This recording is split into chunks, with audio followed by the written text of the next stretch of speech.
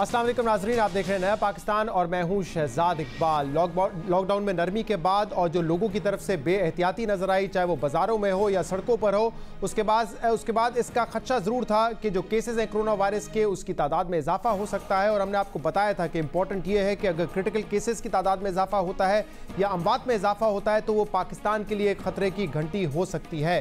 पिछले 24 घंटे में जो नंबर्स और आदाद शुमार हमारे सामने आए हैं वो यकीनन खौफनाक हैं, क्योंकि जो टेस्ट किए गए 12,020 टेस्ट किए गए, उसमें से 20% जो है पॉजिटिव केसेस सामने आए हैं। और पिछले 6 दिन में भी हमने यही देखा है कि जो पॉजिटिव केसेस की शरह है अब वो 10-12% से बढ़कर 20% या 20% से भी तजावुज़ कर रही है। तो कल 2429 पॉजिटिव केसेस सामने आए। जो डेथ्स थी 78 लोगों की कल अमवात हुई है कोरोना वायरस की वजह से, जो एक दिन में होने वाली सबसे ज़्यादा अमवात है। 1826 जो अफराद हैं वो कोरोना वायरस से कल रिकवर किए और इस वक्त जो टोटल पाकिस्तान में केसेस की तादाद है वो 67,000 से तजावुज़ कर चुकी है, जबकि 1395 अमवात अब तक कोरोना वायरस की वजह से हुई हैं। इस बात का एतराफ़ किया आज डॉक्टर ज़फ़र मिर्ज़ा साहब ने कि अमवात की तादाद बढ़ रही है, केसेस की तादाद बढ़ रही है, लेकिन उन्होंने ये अच्छी खबर भी सुनाई कि अब तक पाकिस्तान की जो हेल्थ फैसिलिटीज़ हैं वो सिर्फ 25% तक इंगेज हुई हैं। और एक ज़रूरी ऐलान भी उन्होंने किया, उन्होंने कहा कि मास्क पहनना अब किसी भी पाकिस्तानी के लिए ऑप्शन नहीं होगा, ये उन पर लाजिम होगा। पाकिस्तान में जो मजमूई हमारे एसेट्स हैं हेल्थ केयर में, उनका 25% से ज़्यादा इस वक्त एंगेज नहीं है कोरोना वायरस के हवाले से। बतौर हुकूमत पाकिस्तान मास्क के इस्तेमाल को लाजमी करार दे रहे हैं, ये अब ऑप्शन नहीं। तो केसेस की तादाद बढ़ रही है, लेकिन वो कह रहे हैं कि मास्क पहनना लाजमी होगा, ये ऑप्शन नहीं होगा। इस पर अमल दरामद कैसे करवाया जाएगा, इस पर हम जाके डॉक्टर ज़फ़र मिर्ज़ा साहब से बात करेंगे। लेकिन केसेस में जो इजाफा हो रहा है उसमें सबसे इंपॉर्टेंट नंबर ये है कि जो क्रिटिकल पेशेंट्स हैं उनकी तादाद में अब तेज़ी से इजाफा हो रहा है। कल हमने आपको बताया था कि इस वक्त 496 पेशेंट्स ऐसे हैं जो कि क्रिटिकल कंडीशन में हैं। एक दिन में इस नंबर में 200 से ज़्यादा अफराद का इजाफा हुआ है, यानी कि अब 707 अफराद क्रिटिकल है। और जैसे मैंने आपको बताया कि 78 अमवात जो एक दिन में हुई हैं तो पाकिस्तान में होने वाली सबसे ज़्यादा अमवात है। और इस खदशे का इजहार डॉक्टर्स के अलावा वज़ीर आज़म इमरान खान ने खुद किया था। इमरान खान साहब ने कहा था कि मई के एंड में आप देखेंगे कि हमारे अस्पतालों पर प्रेशर बढ़ेगा क्योंकि केसेस की तादाद बढ़ेगी। हम ये अंदाज़ा लगा रहे हैं कि हमें जो मुश्किल पड़ेगी वो पड़ेगी मई के 15 से लेके मई के 20 या 25 तारीख तक। हम समझते हैं कि हमारे हॉस्पिटल्स के ऊपर प्रेशर ज़्यादा पड़ेगा। जो प्रेशर 25 अप्रैल में पड़ना था वो अब चला गया आगे 15 और 20 मई तक। इस बात का अंदाज़ा था कि केसेस की तादाद में इजाफा होगा, इसके बावजूद लॉकडाउन में नरमी की गई, क्योंकि हुकूमत पाकिस्तान समझती है कि लॉकडाउन में अगर केसेस कम होंगे लेकिन जो दूसरे मसाइल हैं, जो आमदनी के मसाइल हैं, बेरोज़गारी के मसाइल हैं, वो मसाइल बढ़ते जाएंगे। लेकिन अगर लॉकडाउन के ज़रिए इसको कंट्रोल नहीं करना है तो फिर और तरीक़ेकार क्या होना चाहिए, क्योंकि इस वक्त तादाद जो है वो केसेस की तेज़ी से बढ़ रही है। और कल चेयरमैन एनडीएमए ने ये बताया एक प्रोग्राम में, दुनिया न्यूज़ के प्रोग्राम में ये बताया कि जुलाई फर्स्ट वीक में जाकर ये पीक को हिट करेगा। जो प्लेटू है यानी कि जो पीक है कोरोना वायरस के केसेस की, वो जुलाई फर्स्ट वीक तक आ जाएगा। चेयरमैन एनडीएमए ये भी कह रहे थे कि हमारी तैयारी मुकम्मल है। बेशक हेल्थ फैसिलिटीज़ के हवाले से हमारी तैयारी मुकम्मल हो, लेकिन इस वक्त गौर और सोचना यह है कि जो केसेस की तादाद तेज़ी से बढ़ रही है उसको कैसे रोकना है, क्योंकि हालात अगर ऐसे रहे तो एक वक्त शायद ये आ सकता है कि हमारे अस्पतालों पर बोझ बढ़े। उसके लिए क्या इकदाम लेने की कोशिश की जा रही है, इस पर बात करने के लिए वज़ीर आज़म के मुआविन ख़ुसूसी डॉक्टर ज़फ़र मिर्ज़ा इस वक्त हमारे साथ मौजूद हैं। डॉक्टर ज़फ़र मिर्ज़ा साहब, जब से लॉकडाउन में नरमी हुई है और लोगों की जो बेहतियाती हमें सड़कों पर नज़र आई है, उसके बाद से केसेस की तादाद में भी इजाफा हुआ है, अमवात में भी इजाफा हुआ है और क्रिटिकल पेशेंट्स की तादाद में भी इजाफा हुआ है। क्या ये आपकी प्रोजेक्शंस के मुताबिक है जो आप हर 10-15 दिन बाद करते रहते हैं? शुक्रिया जी शहजाद साहब। पहली बात यह है कि जो हमारी प्रोजेक्शंस हैं ये रिव्यू होती रहती हैं और उनको रीएडजस्ट किया जाता है। जो हमारी पहले की प्रोजेक्शंस थी उससे ये यकीनन नंबर कम है अभी भी। दूसरी बात ये कि जो आपने कहा कि लॉकडाउन की वजह से ये हो रहा है, ये एक बड़ी स्टेटमेंट है, इसको इस तरह मैं एक्सप्लेन नहीं करता। लेकिन यकीनन जो है अगर लॉकडाउन ईज हो और SOPs और दीगर जो एहतियाती तदाबीर हैं उनके ऊपर अमल ना किया जाए तो यकीनन इजाफा होता है। लेकिन इसके बारे में काफी डाउट है अब पूरी दुनिया के अंदर कि लॉकडाउन के मुख्तलिफ जो फॉर्म्स हैं उनका क्या इफेक्ट होता है। यहाँ मैं ये भी आपको बताता चलूं कि हमारे तज्जिए के मुताबिक पाकिस्तान में जो आउटब्रेक है, बल्कि ना सिर्फ पाकिस्तान में बल्कि पूरे साउथ एशिया में, इसका करैक्टर बड़ा डिफरेंट है निस्बतन उस आउटब्रेक के जो हमने यूरोप और अमेरिका वगैरह में देखा। हमारा जो आउटब्रेक है ये स्लो भी है और लो भी है, तो इसलिए हमने अपने हिसाब से अपनी सूरत हाल को सामने रखते हुए फैसले करने हैं और बैलेंस करना है between lives and the livelihoods. जी जफर साहब, मैंने जब ये कहा कि लॉकडाउन में नरमी और बेएहतियाती के बाद हम देख रहे हैं कि नंबर्स में इजाफा हो रहा है, आप खुद डॉक्टर हैं, आपको पता है कि मेल जोल ज़्यादा होगा, वायरस तेज़ी से फैलेगा, और नंबर्स जो आपकी तरफ से ही हमें दिए जाते हैं वो इस बात को सपोर्ट कर रहे हैं। मिसाल के तौर पे 10 मई को जब मार्केट्स खोलने का फैसला किया गया तो उस वक्त पॉजिटिव केसेस की शरह 10 से 12% आती थी, अब वो पिछले 6 दिन से मुसलसल 20% से ज़्यादा आ रही है। इसी तरह जहां पर हम कहते थे कि एक दिन में अमवात 25 से 30 हो रही हैं, अब वो अमवात 50-60 बल्कि कल तो 70 से भी ज़्यादा आई हैं। तो ये नंबर्स तो बता रहे हैं कि जब से मेलजोल बढ़ा है, लोगों ने बेएहतियाती की है, तब से इस नंबर में इजाफा हुआ है। जी आप सही फरमा रहे हैं, बदएहतियाती के हवाले से तो बिल्कुल ठीक है, लेकिन सवाल ये है और ये बहुत बड़ा सवाल है कि अगर ये लॉकडाउन में ईज ना की जाती तो क्या ये नंबर ना बढ़ते? इसका जवाब बहुत यानी परफेक्ट अंदाज में नहीं दिया जा सकता, कहीं भी नहीं दिया जा सकता। तो जफर साहब, एज अ डॉक्टर आप नहीं समझते कि अगर लोगों में मेलजोल ज्यादा होगा, लोग ज्यादा बाहर निकलेंगे तो ये वायरस तेजी से फैलेगा, और अगर लोग घरों में बैठेंगे तो ये वायरस नहीं तेजी से फैलेगा? नहीं, एक देखें मुख्तलिफ स्टेजेस होती हैं ना, और मुख्तलिफ करैक्टर है आउटब्रेक का मुख्तलिफ जगहों के ऊपर। पाकिस्तान में मैंने जिस तरह अर्ज किया कि ये एक लो और स्लो डेवलपमेंट है इस आउटब्रेक की। कॉमन सेंस तो यही है जो आप कह रहे हैं कि जितना ज्यादा मेलजोल होगा उतनी ज्यादा स्प्रेड, ये तो इट गोज विदाउट सेइंग। लेकिन द पॉइंट इज कि अगर लॉकडाउन ईज हो और उसमें इन चीजों के ऊपर अमल किया जाए तो फिर सूरत हाल डिफरेंट भी हो सकती है। डॉक्टर साहब, आपकी तरफ से आज भी ये बताया गया कि जो प्रोजेक्शंस हैं हम उसके मुताबिक तैयारी भी कर रहे हैं, बल्कि उससे ज्यादा हमारी तैयारी। आज आपने बताया कि सिर्फ 25% हेल्थ सर्विसेज का इस वक्त एंगेज हुआ है, लेकिन जो इस वक्त ट्रेंड हमें नजर आ रहा है इसको रोकना भी तो जरूरी है ना। हम क्या इस तरह मजीद चल सकते हैं या हमें हिकमत अमली बनानी पड़ेगी कि ये जो केसेस की तादाद बढ़ रही है, जो क्रिटिकल पेशेंट्स की तादाद बढ़ी है, अमवात की तादाद बढ़ी है, उसको हमने रोकना है? वो कैसे मुमकिन बनाएंगे? इसके लिए 2 हिकमत अमलियां हैं जी, और नेक्स्ट NCC की मीटिंग में इंशाल्लाह इसके ऊपर तफसील से बात होगी। NCOC में आज हमने बहुत ज्यादा कई घंटों पर मुश्तमिल इसके ऊपर डिस्कशन की है, और वो यही है कि हम एक तो स्मार्ट तरीके से अपने जो रिव्यू करें उन चीजों को कि जो अब भी लॉकडाउन है तो उनका फ्यूचर क्या है, और जिनको हमने खोला है उनका फ्यूचर क्या है, और जिनको खोला है उनके अंदर SOPs की इम्प्लीमेंटेशन के लिए हमें हिकमत अमली में क्या तब्दीली करने की जरूरत है। मतलब आप इस बात से मुत्तफिक हैं जो हालात 6-7 दिन में हमने देखे हैं या जो इस वक्त हमने असूल अडॉप्ट किए हुए हैं उस तरीके से तो आगे नहीं बढ़ा जा सकता, क्योंकि इससे तो फिर ये इशू मल्टीप्लाई होता रहेगा। हमें अपनी हिकमत अमली तो चेंज करने की जरूरत है कम से कम। जी, इसीलिए मैंने अर्ज किया ना कि इसके ऊपर हमने आज भी गौर व खोज किया है और NCC की मीटिंग में इसके ऊपर अहम फैसले भी होंगे। ठीक है, तो उसमें एक आपने कहा कि ये देखा जा सकता है कहां पे ज्यादा केसेस हों। एक बात आपने आज अपनी प्रेस कॉन्फ्रेंस में भी कही, आपने कहा कि मास्क का पहना लाजमी किया जाएगा, खासतौर पे जो पब्लिक प्लेसेस हैं। अब ये बयान ईद से पहले भी दिया गया था आप लोगों की जानिब से, इसको कंपल्शन बनाएंगे कैसे? क्या कोई फाइन होगा जो मास्क नहीं पहने, कोई सजा होगी? इसको कंपल्सरी करेंगे कैसे, क्योंकि लोग इस पर अमल दरामद नहीं कर रहे हैं? जी, इसके ऊपर अभी कोई हतमी फैसला नहीं हुआ कि प्यूनिटिव एक्शन होना चाहिए तो किस फॉर्म में होना चाहिए, कैसे लागू होना चाहिए, और ना सिर्फ मास्क के लिए बल्कि दीगर जो SOPs हैं उनके ऊपर भी अमल के लिए। लेकिन इसके ऊपर अभी कोई हतमी राय कायम नहीं हो सकेगी। तो महज ये कह देने से डॉक्टर ज़फ़र साहब के मास्क पहनना लाजमी होगा, आपको पता है अवाम इस पर अमल नहीं करेंगे, क्योंकि अवाम ने पिछले 15-20 दिन बल्कि पिछले 3 महीनों में बार बार कहने के बाद भी अमल नहीं किया है। तो महज एक स्टेटमेंट आने से, चाहे वो किसी की तरफ से भी हो कि मास्क पहन के निकलें, ये कंपल्शन तो नहीं बन जाती? क्या मशवरा, क्या करना चाहिए?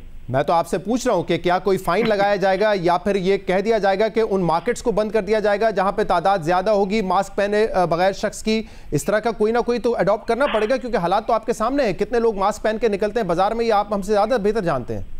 ये सब कुछ जो आपने अभी फरमाया, ये मुमकिन है कि इसके ऊपर हम अमल करें, लेकिन अभी इसके ऊपर हतमी फैसला नहीं किया, ये मैं आपको फरमा रहा हूँ। सही।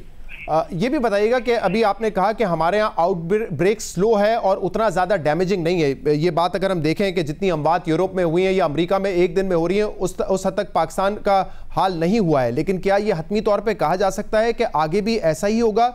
क्योंकि स्वीडन एक बड़ी मिसाल है। स्वीडन ने जब कहा कि हम हर्ड इम्यूनिटी की तरफ जाएंगे, कोई लॉकडाउन नहीं करेंगे, तो इनिशियली उनके नताइज बड़े अच्छे थे। लेकिन अब दुनिया में सबसे ज़्यादा अमवात का रेशियो उनका है, पर मिलियन शख्स 5.5 अमवात होती है, जो दुनिया में सबसे ज़्यादा है। तो आप अभी भी कॉन्फिडेंट है कि आउटब्रेक जो इस वक्त स्लो है उसने ऐसे ही रहना है, आगे जाके कोई तबाही नहीं मचानी है जैसे दूसरे ममालिक में हुई है? आई विश कि मैं आपको इसका जवाब दे सकता, लेकिन ये जरूर बता सकता हूं कि हमारे अपने तखमीने जो थे, जैसे कि मैंने पहले अर्ज किया था, उनके मुताबिक भी हमारे केसेस और डेथ्स कम रहे हैं अभी तक। जो हमारे अर्लियर प्रेडिक्शंस थे उसके मुताबिक कम रहे। आने वाले वक्त में वी विल हैव टू सी। हमारी प्रोजेक्शंस की एक लिमिटेशन ये होती है कि आप उसको चंद हफ्तों से ज्यादा फ्यूचर में प्रिडिक्ट नहीं कर सकते, इसलिए कि आपके पास डेटा की क्वालिटी इतनी अच्छी नहीं है कि जिसकी बुनियाद पे आप फ्यूचर के बारे में हतमी प्रेडिक्शंस कर सकें। आपकी बात से मैं ये अंदाजा लगा सकता हूं कि मुकम्मल लॉकडाउन या एक सख्त लॉकडाउन की तरफ हम वापस नहीं जा रहे हैं, वो आपकी नजर में, आपकी हुकूमत की नजर में सोल्यूशन नहीं है? आप ये कह सकते हैं जी, इसलिए कि जब आप चीजों को मजमूई अंदाज में देखते हैं तो फिर आपको ये फैसला करना होता है कि नुकसान किस चीज में ज्यादा है। और हमारी असेसमेंट के मुताबिक मुकम्मल लॉकडाउन के नुकसान बीमारी से ज्यादा हैं दूसरे हवालों से। आपका एक बयान भी आया था जिससे ऐसा लग रहा था कि अब हमारी पॉलिसी हर्ड इम्यूनिटी की होगी। क्या हम हर्ड इम्यूनिटी की पॉलिसी पर जा रहे हैं और उससे कितना बड़ा नुकसान हो सकता है? क्योंकि आपके मुताबिक अगर 60 से 70% लोगों को ये वायरस हो जाए, उनमें एंटीबॉडीज डेवलप हो जाए, तो ये वायरस अपने आप मर जाएगा। उसमें वक्त भी ज्यादा लगेगा और क्रिटिकल पेशेंट्स की तादाद बढ़ सकती है, अमवात भी बढ़ सकती है। क्या ये हमारी पॉलिसी है, और अगर है तो कितना बड़ा रिस्क हो सकता है, कितना डैमेजिंग हो सकता है ये? आप मुझे मिसकोट कर रहे हैं। मैंने कभी ये बात नहीं कही कि पाकिस्तान हर्ड इम्यूनिटी की पॉलिसी को अपनाए हुए है। ये बात कतन किसी भी हुकूमती नुमाइंदे ने कभी नहीं कही, और ना ये हमारी पॉलिसी है। लेकिन एक नेचुरल फिनोमेना होता है कि जब कोई कम्युनिकेबल डिजीज फैलती है तो लामहला जो लोग उससे एक्सपोज होते हैं उनके अंदर एक पैसिव इम्यूनिटी डेवलप होना शुरू हो जाती है, और ग्रेजुअली वो हर्ड इम्यूनिटी की सूरत अख्तियार कर लेती है। आपकी वो पॉलिसी हो या ना हो, ये एक नेचुरल फिनोमेना है। बहुत बहुत शुक्रिया। डॉक्टर जफर मिर्जा हमारे साथ मौजूद थे, कह रहे थे कि हर्ड इम्यूनिटी हुकूमत पाकिस्तान की पॉलिसी नहीं है, लेकिन ये एक नेचुरल प्रोसेस है। साथ में उन्होंने ये कहा है कि हमने मास्क को लाजिम करार दे दिया है, ये अब ऑप्शन नहीं होगा, लेकिन इसको लागू कैसे करेंगे, इसको इम्प्लीमेंट कैसे करेंगे, इस पर अब तक गौर नहीं किया है, ये डॉक्टर जफर साहब का कहना है। हैरत की बात है, और हर कोई ये सवाल पूछना चाहता है कि अवाम आखिर एहतियाती तदाबीर अपना क्यों नहीं रहे, मास्क क्यों नहीं पहन रहे, क्योंकि केसेस की तादाद में इजाफा हो रहा है। पहले शायद हम ये सवाल करते थे कि हमारे जानने वाले में किसी को कोरोना वायरस नहीं हुआ है, लेकिन अब यकीन के साथ ये कहा जा सकता है कि हर किसी के किसी न किसी जानने वाले को ये बीमारी हुई है। लोगों की फैमिलीज में अमवात हो रही है, अमवात की शरह बढ़ती जा रही है, लेकिन इसके बावजूद अवाम SOPs को फॉलो करना नहीं चाहते, अवाम मास्क पहनना नहीं चाहते।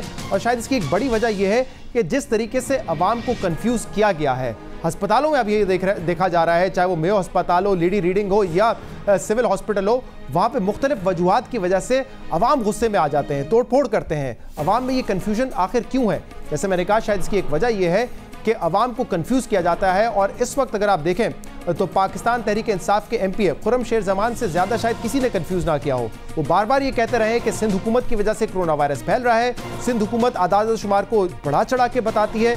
ये तक उन्होंने कहा है कि कोई भी मरता है कराची में या सिंध में उस पर कोरोना वायरस की मोहर लगा दी जाती है।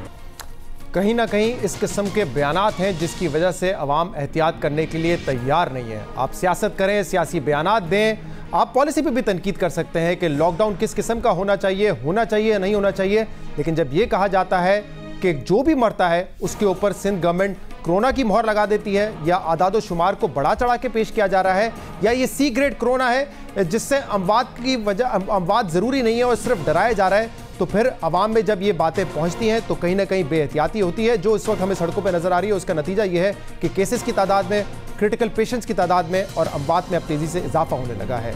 एक ब्रेक लेंगे, ब्रेक के बाद हम मजीद बात करेंगे। हमारे साथ रहिएगा।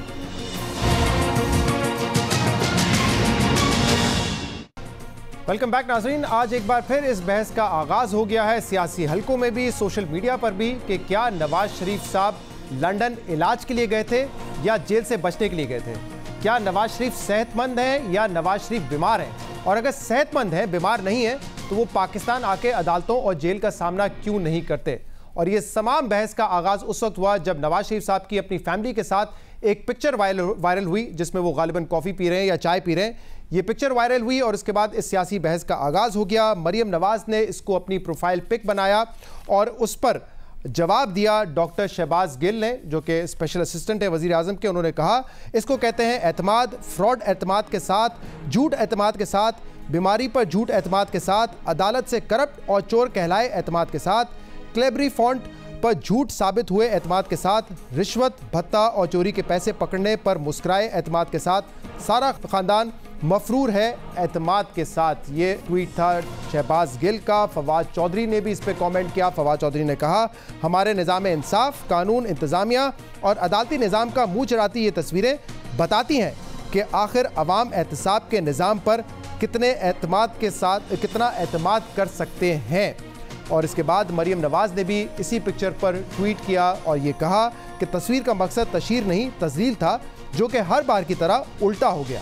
जो लोग ज़बरदस्ती ICU में घुसकर मेरी बेहोश माँ की तस्वीर बनाने की कोशिश कर सकते हैं, उनके लिए मियाँ साहब की घर की ख़वातीन और बच्चियों समेत छुपकर तस्वीर बनाना क्या मुश्किल है। इतना ही नेक काम था तो बुज़दिलों की तरह छुपकर क्यों किया गया। मरियम नवाज़ का भी इस पर यह ट्वीट आया है। उन्होंने इस पिक्चर को प्रोफाइल पिक भी बनाया। लेकिन आज से 2 रोज़ पहले साद रफ़ीक साहब ने एक बड़ी अहम बात की थी। साद रफ़ीक साहब ने कहा कि नवाज शरीफ साहब को पाकिस्तान आने की कोई ज़रूरत ही नहीं है, उनको यहाँ पे इंसाफ जब मिलना ही नहीं है तो क्यों ना वो बाहर बैठ के तहरीक चलाएं, सियासी तहरीक चलाएं, जैसे माजी में भी सियासी तहरीकें चलती रही हैं। जिसके बाद ये सवाल पैदा होता है कि क्या ये PMLN की कोई पॉलिसी है। क्या कहा था साद रफ़ीक साहब ने, सुनिए। बाद लोग कहते हैं जी नवाज शरीफ साहब बाहर बैठे हुए, उनको बुलाओ वापस। मैं तो इस बात के खिलाफ हूँ, उन्हें आना ही नहीं चाहिए था पाकिस्तान वापस। जब आपको इंसाफ ही नहीं मिल रहा, मैंने तो कहा था मियां साहब से इस्तदा की थी, मत आए वापस, आप कोई ज़रूरत नहीं है। जब आ रहे थे वापस, आपके खिलाफ एक फैसला किया गया जो फैसला ही नहीं है। सारी दुनिया को नज़र आ रहा है कि आपको टारगेट किया गया, तो ज़रूर आके जो एक आपके साथ जुल्म किया गया, आपने इसका निशाना बनना। वो बहादुर आदमी है, वो आ गए, उनकी साहबजादी भी आ गई।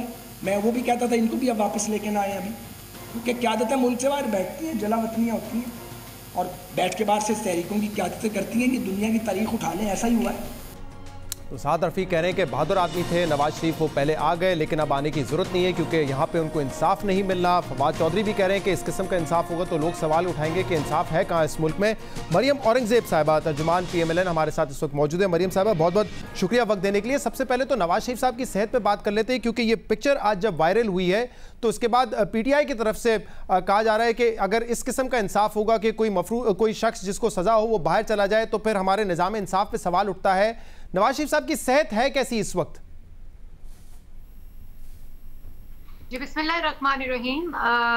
शहजाद, आपने बड़ा ही अच्छा आज सवाल उठाया कि हमारी सियासत दोबारा उस 90 की दिहाई पे चली गई है। इन जितने भी नाम अभी आपने कराए के तर्जुमानों के लिए, मैं उनका नाम तो नहीं जानती, आपने सबका नाम दोहराए, लेकिन मैं ये ज़रूर आपको बताना चाहती हूँ कि आपको याद होगा कि कोविड से पहले जब UK में जिस तरह वो फैला, उससे जब शहबाज शरीफ साहब वापस आए तो उससे 1-2 दिनों के बाद उनकी एक हार्ट का प्रोसीजर होना था, उनके प्लेटलेट्स का जो सिलसिला है वो आपके सामने। लेकिन इम्पॉर्टेंट बात यह है कि जितने किराए के तर्जुमान हैं जो एक दूसरे से मुकाबले पर लगे हुए हैं, क्योंकि कारकर्दगी अपनी तो कुछ है नहीं, क्योंकि और सेहत पर सियासत करनी है, और उसके ऊपर सवाल इस बात का जवाब दें कि जो यास्मीन राशिद साहिबा हैं और जो 9 सर्विसेज हॉस्पिटल सरकारी बोर्ड जो है और ताहिर शमसी साहब जिनको फ्लाई इन कराया गया कराची से, उनके बोर्ड ने कहा कि शहबाज शरीफ का इलाज पाकिस्तान में नहीं, नवाज शरीफ का इलाज पाकिस्तान में नहीं हो सकता। और उनकी प्रेस कॉन्फ्रेंस रिकॉर्ड पर मौजूद है जिस पे उन्होंने कहा कि हमने तमाम इलाज, तमाम अद्वियात, तमाम सब कुछ करके देख लिया है,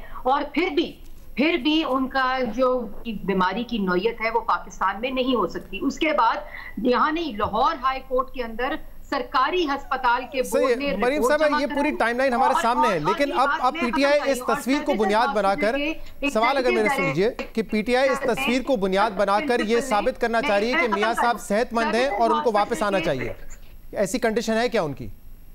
जी, मैं उन्हीं की बात पर अभी आ रही हूँ। और सर्विसेज हॉस्पिटल के प्रिंसिपल ने और एग्जीक्यूटिव डायरेक्टर ने बयान दिया लाहौर हाई कोर्ट और इस्लामाबाद हाई कोर्ट में, और फिर कोर्ट के डिसीजन के जरिए सर्विसेज हॉस्पिटल के बोर्ड और यास्मीन राशिद से ये सवाल करें, उनके इजाजत के ऊपर उस रिपोर्ट पे नवाज शरीफ साहब बाहर गए। अब दूसरी बात, ये जो एतमाद की बात की और अभी आपने एक किराए के तर्जुमान की ट्वीट पढ़ के सुनाई, तो पाकिस्तान की आवाम का आटा और चीनी और 307 अरब का जो चोरी है वो भी इमरान साहब ने बड़े एतमाद से की है। उसके बाद गैस और बिजली की जो कीमतें हैं, मरियम साहब, क्योंकि मेरे साथ कोई पीटीआई का शख्स मौजूद नहीं है जिससे मैं ये सवाल कर सकूं या आप उनसे ये सवाल कर सकें, इसलिए आपसे ही मुंसलिक जो सवाल होंगे वो करूंगा।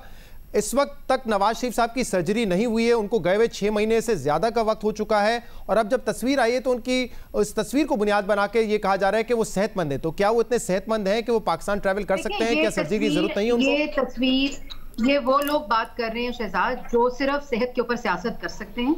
कुलसूम नवाज शरीफ साहिबा की सेहत पर सियासत हुई, उसके ऊपर माफी मांगी गई जब वो उनका इंतकाल हुआ यहाँ। और दूसरी बात, मैं एक और बात कहना चाहती हूँ कि ये जो है ये रिलीज की गई थी जैसे कि मरियम नवाज साहिबा ने ट्वीट किया, लेकिन अल्लाह ताला की जात इज्जत देने वाली है, वो तो इज्जो मंतशा वो तो जिल्लो मंतशा, ये अल्लाह ताला के हाथ में। और आज जो उल्टी पड़ गई, कोई इंसान ना इज्जत दे सकता है ना इज्जत ले सकता है। ये 2 साल का इल्जामात का जो सिलसिला नवाज शरीफ और शहबाज शरीफ और मुस्लिम लीग नून पे शुरू हुआ है, ये उल्टा पड़ गया है। ये आज जिल्लत इस हुकूमत के बायस जो आटा चीनी चोर है, मैं इसलिए बार बार कह रही हूँ कि ये आटा चीनी चोर सिर्फ मुखालफीन के ऊपर इल्जामात लगा सकते हैं या उनकी सेहत के ऊपर। मरियम साहब, मोहम्मद नवाज शरीफ साहब की जो तस्वीर है, मैं भी बात कर लूं, मोहम्मद नवाज शरीफ साहब की जो तस्वीर है, खुदारा एक डॉक्टर जो है वो तजावीज देते हैं, उनकी सेहत के लिए चहलकदमी जरूरी है, लेकिन उसको भी सियासत की नजर इन झूठों, चोरों, नालायक और नालायकों। अच्छा मरियम साहबा, मैंने आपको सुनवाया, मुस्तकिल कामयाबियां नहीं होती, वो नवाज शरीफ की सेहत पर सियासत। अच्छा मरियम साहब, अब सवाल सुन लीजिए। साद रफीक साहब ने 2 रोज पहले ये कहा है कि नवाज शरीफ साहब को चाहिए कि वो बाहर बैठ के तहरीक चलाएं, सियासी तहरीकें माजी में भी चलती रही हैं, या उनको इंसाफ नहीं मिलता इसलिए वो वापस ना आए। तो नवाज शरीफ इस वजह से इस पॉलिसी के तहत बाहर बैठे हुए हैं या अपने इलाज के इंतजार में इस वक्त वो बरतानिया में है? देखिए, नवाज शरीफ साहब बरतानिया में अपने इलाज के लिए गए हैं और तमाम रिपोर्ट्स मुसलसल पंजाब हुकूमत को और हाई कोर्ट्स और इस्लामाबाद और लाहौर हाई कोर्ट्स को जमा कराई जाती हैं। दूसरी बात जो आपने साद रफीक साहब की उन्होंने बिल्कुल ये नहीं कहा कि तहरीक वहां बैठकर चलाए। उन्होंने कहा मैंने मशवरा दिया था जब वो वापस आ रहे थे मरियम नवाज शरीफ साहिबा के साथ, क्योंकि जो जज की वीडियो है उसके बाद केस की जो हकीकत है वो आपके सामने है। तो मशवरे बहुत से लोगों ने दिए, पार्टी में लोग मशवरे देते हैं, लेकिन हकीकत यह है कि झूठे इल्जामात के बावजूद नवाज शरीफ साहब वो वाहिद लीडर है पाकिस्तान की सियासी तारीख में जो अपनी बेटी को लेकर जेल गए। अच्छा, लेकिन मरियम साहब एक सेकंड, साद रफीक साहब ने बाकायदा ये कहा है कि मैं चाहता हूं कि वो पाकिस्तान आए ही ना, क्योंकि यहाँ पे उनको इंसाफ नहीं मिलना, और उन्होंने मिसाल भी दी कि माजी में भी तहरीकें चलती रही तो वो बाहर बैठ के तहरीक चलाएं। मैं पूछ रहा हूँ कि क्या ये पीएमएल की पॉलिसी है, बाय पॉलिसी इस वक्त वो बाहर बैठे हुए नवाज शरीफ साहब? रफीक साहब ने ये बारहा कहा कि ये उनका मशवरा है, और जो नवाज शरीफ साहब है, मैंने जैसे आपको पहले कहा कि उनकी तमाम मेडिकल रिपोर्ट्स जो हैं वो पंजाब हुकूमत को भी और इस्लामाबाद और लाहौर हाई कोर्ट में जमा कराई जाती हैं, जिसकी वजह से वो इस वक्त जेर इलाज, और इंशाअल्लाह अल्लाह ताला के फजल से, अपनी दुआओं से और पाकिस्तान की आवाम की दुआओं से वो जल्द वतन वापस लौटेंगे। और जिनकी तस्वीर से आज लोगों के पांव और टांगें कांप गई हैं, सोचेंगे जब इंशाल्लाह वो पाकिस्तान की जमीन के ऊपर लैंड करेंगे उस वक्त इन लोगों का क्या हाल होगा। तो क्योंकि उनको तवक्को नहीं है इंसाफ मिलने की इस वक्त, इस वजह से नवाज शरीफ साहब बाहर नहीं बैठे हुए हैं, ये कोई पॉलिसी नहीं है।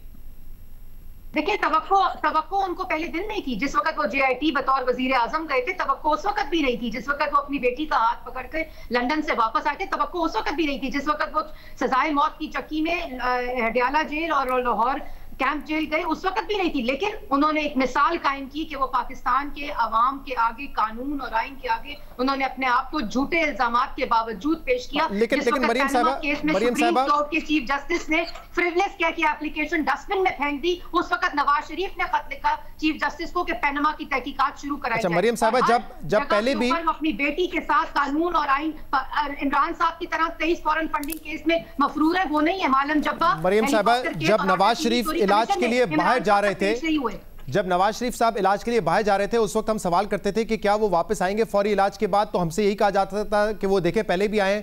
लेकिन हम 2000 की मिसाल देते थे कि सन 2000 में भी वो इलाज का कह के गए थे, फिर बड़े अरसे तक जिला वतन रहे थे। तो क्या अब वो आ जाएंगे? अब भी जब वो गए हैं, इलाज तो उनका बहरहाल नहीं हुआ। जब कहा जाता था कि बड़ा अर्जेंट इलाज की जरूरत है, इमरजेंसी है, फौरी इलाज की जरूरत है, वरना कुछ भी हो सकता है, उसके बाद भी इलाज तो नहीं हुआ ना 6 महीने तक। इसीलिए सवाल तो उठेंगे फिर। शहजाद, बिल्कुल मैं एक तस्दीक कर दूं, जिस दिन वो पहुंचे उससे अगले दिन से उनका इलाज शुरू हो गया था। सर्जरी की बात कर रहा हूं, जो है इलाज से मेरी मुराद सर्जरी है जी। प्लेटलेट्स के वो तमाम टेस्ट, वो तमाम चीजें उनकी पहले अगले दिन से शुरू हो गई थी। और आपको मालूम है कि यूके में कोविड-19 की वजह से अस्पताल जो है वो बंद है और मरीजों को वहां ट्रीट नहीं किया जा रहा, जिसकी वजह से उनका हार्ट का जो प्रोसीजर है वो डिले हुआ। और डॉक्टर्स ने उनको जो घर में तमाम जो इंतजामात हैं और तमाम चीजें, आप ये कह रही हैं कि यूके में हॉस्पिटल्स बंद है और पिछले 2-3 महीने में किसी की हार्ट सर्जरी नहीं हुई है वहां पर? जो है वो आप ये कह रही हैं कि पिछले 2 से 3 महीने में जब से कोविड आया है तब से किसी की हार्ट सर्जरी यूके में नहीं हुई है? मैंने ये बिल्कुल नहीं कहा, ये आप कह रहे हैं। मैंने पूछ रहा हूं आपसे, कहा कि उनके प्लेटलेट्स काउंट जो है वो बहुत लो है, उनकी इम्यूनिटी लेवल लो है। डॉक्टर्स ने उनके अपने यूके प्रोसीजर है वो डिले करना पड़ेगा। तमाम चीजें डॉक्टर्स के मशवरे के बाद उनकी सर्जरी की जाएगी। बहुत बहुत शुक्रिया मरियम औरंगजेब साहबा हमारे साथ मौजूद थी। प्रोग्राम में शामिल करेंगे एक ब्रेक और इसके बाद हम मजीद बात करेंगे। हमारे साथ रहिएगा।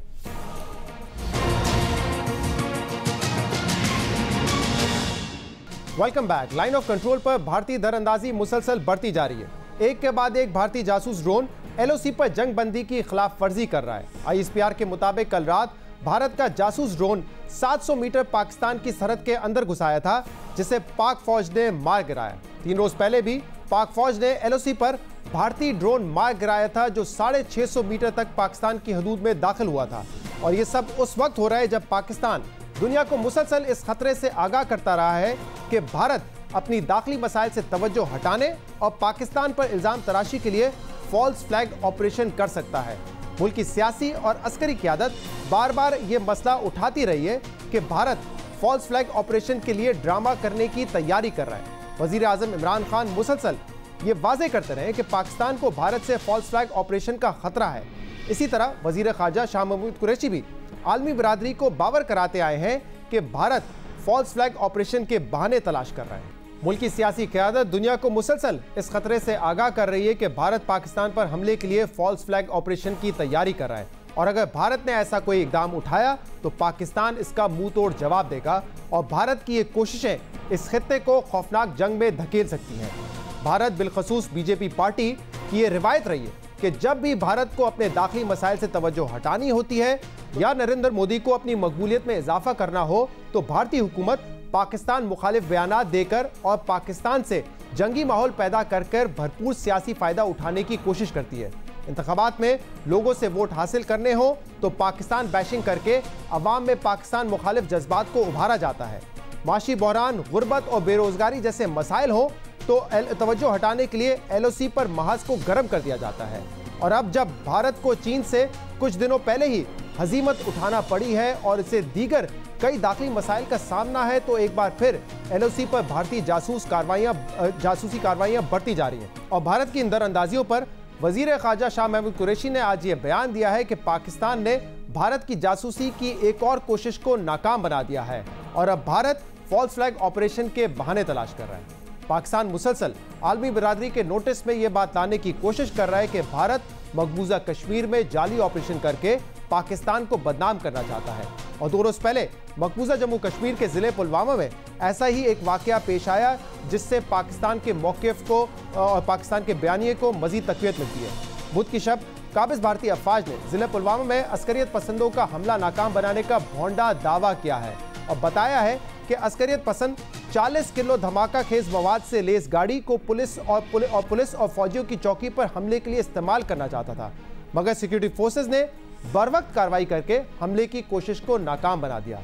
भारतीय अफवाज के इस दावे के बाद भारतीय मीडिया ने यह प्रोपेगेंडा करना शुरू कर दिया कि हिजबुल मुजाहिदीन या जैश ए मोहम्मद से ताल्लुक रखने वाले ये अस्करियत पसंद पिछले साल होने वाला पुलवामा हमला दोबारा दोहराना चाहते हैं। भारतीय मीडिया 2 रोज से मुसलसल ये मजाका खेज रियासती बयानिया पीट रहा है और इस वाक़े को बुनियाद बनाकर पाकिस्तान के खिलाफ प्रोपेगेंडा किया जा रहा है, मगर इस वाक़े से जुड़े कुछ ऐसे मामलात हैं और ऐसे सवालात हैं जिस पर भारतीय मीडिया कोई सवाल नहीं उठा रहा। सबसे अहम सवाल यह है कि जब भारतीय अफवाज ने गाड़ी में भरा 40 किलो धमाका खेज मवाद अपने कब्जे में ले लिया था, तो इस बात की तहकीकात करने के बजाय कि ये बारूद कहां से आया और कैसे आया, इस गाड़ी को एक दिन बाद तबाह करके शवाहिद मिटाने का फैसला क्यों किया।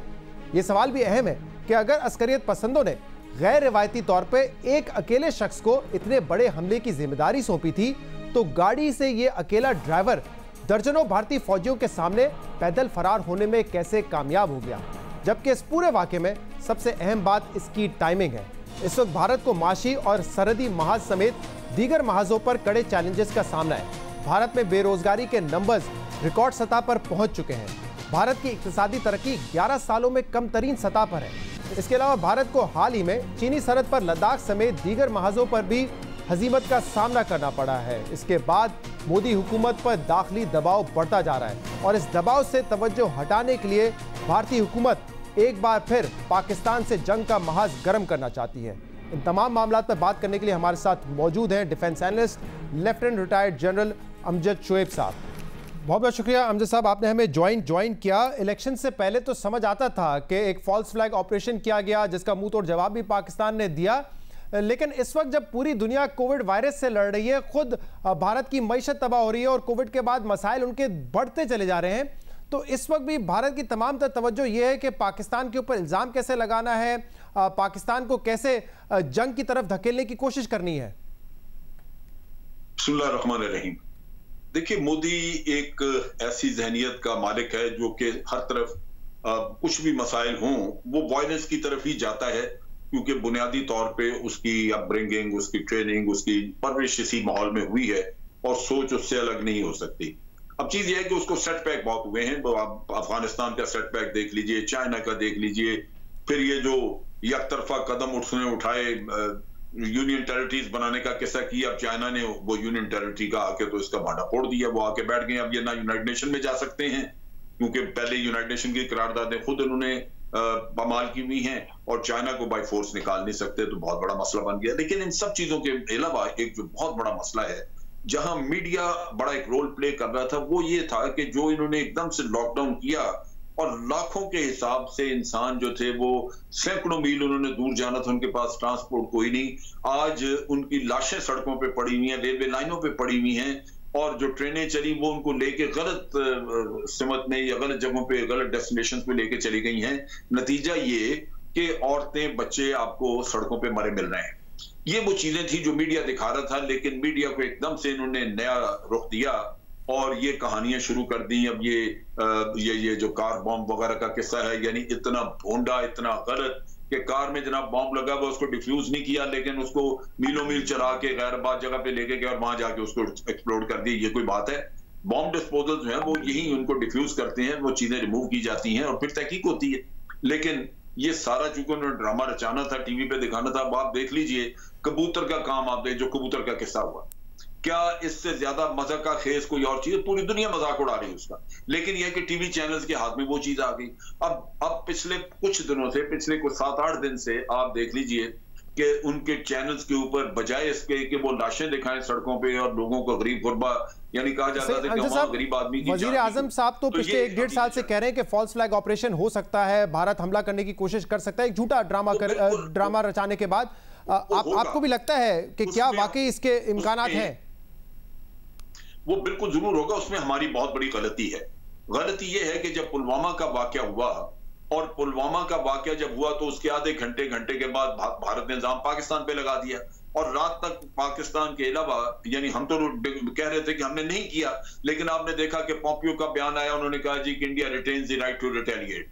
फ्रांस का बयान आ गया, ये बयान आ गया वहां से, ऑस्ट्रेलिया से। अब जब आपको सबूत नहीं मिले, जब ये वाकया हो गया, आपकी सोवरेनिटी वायलेट हुई। 1971 के बाद पहली दफा दुश्मन जो है वो बालाकोट पहुंचा, आपके नेशनल बॉर्डर। क्या आपका काम नहीं था कि आप पोम्पियो से मिलते, जाके बात करते कि जनाब आपने बस वक्त बिल्कुल खत्म हो गया है। अमजद साहब बहुत बहुत शुक्रिया, आप हमारे साथ मौजूद थे। आज के प्रोग्राम में इतना ही। इसका फीडबैक आप हमें दे सकते हैं सोशल मीडिया पर। इजाजत दीजिए, अल्लाह हाफिज।